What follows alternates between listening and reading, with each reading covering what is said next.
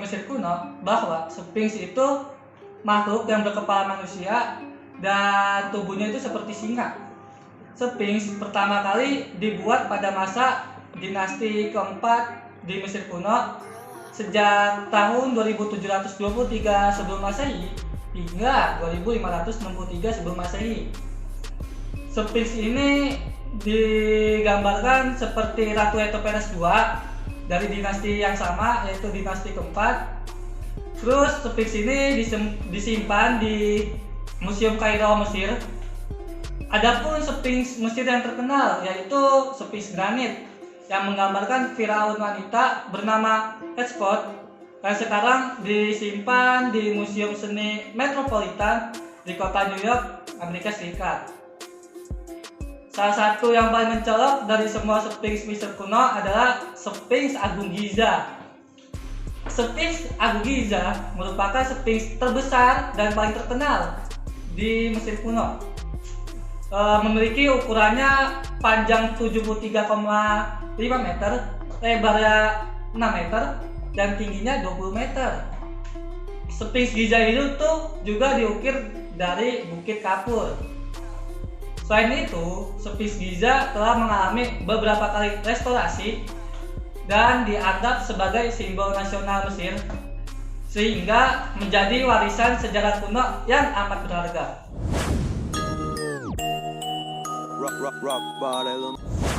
Menurut sebagian besar arkeolog, patung Sphinx menggambarkan keagungan dari Firaun Khafre yang menggabungkan keberanian dari seekor singa dan kebijaksanaan dari seorang manusia, yaitu dirinya sendiri. Namun, pendapat tersebut telah terpatahkan dengan ditemukannya beberapa spesimen yang menceritakan tentang patung Sphinx. Ternyata patung Sphinx tersebut menggambarkan seorang dewa, yaitu Dewa Horem-Arhet. Hal ini dikarenakan karena di depan patung Sphinx sendiri ditemukan beberapa candi yang digunakan untuk penyembahan terhadap Dewa Horem-Arhet. Selain itu, pada dinding-dinding candi juga terlihat beberapa lukisan yang menggambarkan dari dewa tersebut. Selanjutnya, patung Sphinx itu juga memiliki hidung yang pesek. Padahal, seperti yang kita lihat pada gambar-gambar atau lukisan di sekitar candi, patung tersebut memiliki hidung yang mancung.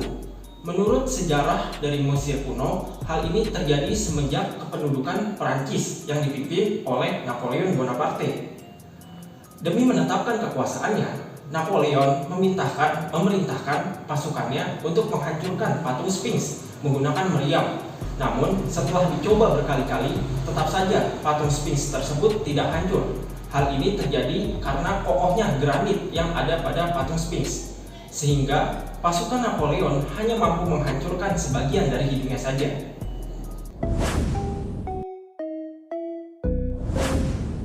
Yang pertama, fungsi dibangunnya Sphinx ini yaitu untuk menjaga piramida Giza, yang dimana di dalam piramida Giza tersebut terdapat makam dari para penguasa Mesir kala itu. Maka dari itu dibangunnya Sphinx ini terletak di depan piramida Giza tersebut, karena di dalam piramida Giza tersebut terdapat para makam penguasa Mesir kala itu. Yang kedua, fungsi dibangunnya Sphinx tersebut yaitu untuk menggambarkan keagungan dan kebijaksanaan dari para penguasa Mesir kala itu, yang dimana patung kepala manusia di Sphinx tersebut untuk menggambarkan kebijaksanaan, dan badan singa dari patung Sphinx tersebut untuk menggambarkan suatu kekuatan.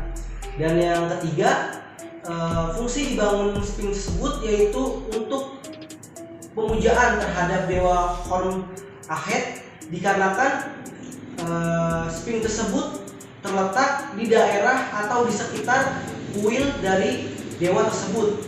Dan yang terakhir, fungsi dibangun Sphinx ini yaitu untuk menggambarkan sosok Firaun sebagai reinkarnasi dari dewa matahari. Perlu diketahui, make up merupakan suatu produk kosmetik yang digunakan untuk mempercantik wajah seseorang. Mengutip dari Britannica, make up sudah ditemukan sejak 6.000 tahun yang lalu. Menurut catatan sejarah, make up pertama kali ditemukan di peradaban Mesir kuno. Nah, menurut catatan Mesir kuno, make up merupakan suatu proses penggambaran kepada kekayaan seseorang, dan penggunaan make up pada zaman tersebut juga diyakini sebagai pemikat atau daya tarik terhadap para dewa. Lalu pada saat itu, riasan make up yang paling menonjol yakni eyeliner yang biasa digunakan oleh para kaum pria maupun wanita sejak 4000 sebelum Masehi. Nah, untuk ikon dari kecantikan eyeliner ini yakni ditujukan atau diutarakan kepada Cleopatra maupun Nefertiti. Oleh sebab itu, pemakaian eyeliner ini telah ditemukan suatu dukungan, yakni berupa hieroglif, lukisan, relief dinding, tempat penyimpanan kol, serta tempat pembuatan kol yang berupa dari lesung. Nah, perlu diketahui, kol ini itu sendiri merupakan garis hitam yang membentuk area bagian mata, yaitu matanya Cleopatra maupun Nefertiti. Dan kol ini itu sendiri terbuat dari campuran logam, timah, tembaga, abu, serta almond yang dibakar lalu dioleskan pada area bagian wajah ataupun bagian mata. Nah, dan yang terakhir perlu diketahui bahwa kol ini merupakan sebutan dari eyeliner pada zaman dulu. Jadi eyeliner pada zaman dulu disebutkan kol dan berubah menjadi eyeliner pada masa sekarang.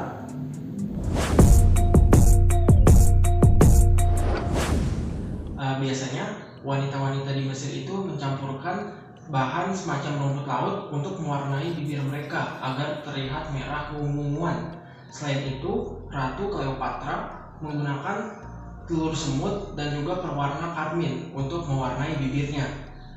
Selain itu juga, ketika seorang wanita di peradaban Mesir meninggal, dia akan membawa pot atau kendi berisikan ramuan pewarna bibir. Hal ini menunjukkan bahwa make up itu sangatlah penting bagi wanita pada peradaban Mesir kuno.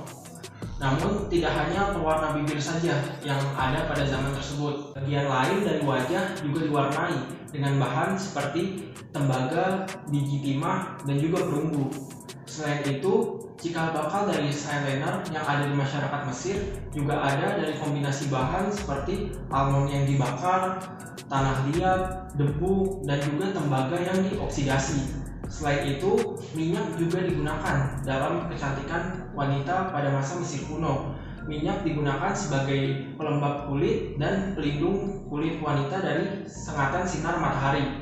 Selain itu, minyak juga digunakan dalam upacara keagamaan dalam masyarakat Mesir. Yang pertama, make up sebagai fungsi simbolik untuk ritual. Pada masa Mesir kuno, ada make up yang bernama kol yang bertujuan untuk menangkal roh jahat dan menangkis sinar matahari yang terik. Selain itu, dijadikan sebagai sarana ritual dan upacara pemujaan adat. Adapun para wanitanya di Mesir kuno yang telah mengenal warna-warna bernama eyeshadow seperti warna hijau dianggap berkaitan dengan Dewa Horus dan Dewa Ra. Adapun fungsi yang kedua sebagai fungsi kecantikan dan pembersihan diri.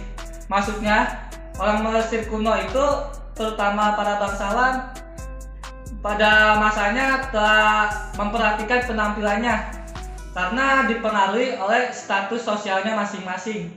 Seperti golongan bangsawan menempati kelas pertama, maka ia memperhatikan penampilannya sehingga bisa menarik lawan jenis maupun orang-orang di sekitarnya.